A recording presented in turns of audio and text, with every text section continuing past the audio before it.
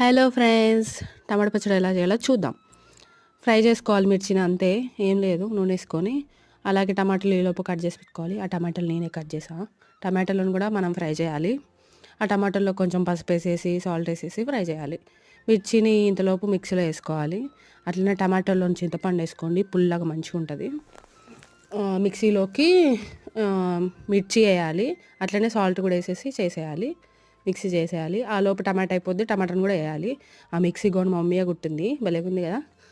అట్లనే పోపులు వేసుకోవాలి. ఇక పోపు దినుసులు, ఎండుమిర్చి, కరివేపాకు, వెల్లుల్లి ఇవన్నీ వేసి బాగా ఎర్రగయ్యాక ఇక మనం మిక్సీ చేసుకున్న దాంట్లో కలిపేస్తే అయిపోద్ది.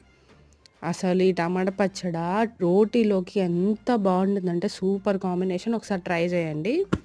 అలాగే సబ్స్క్రైబ్ చేసుకోండి, లైక్ చేయండి. Bye bye.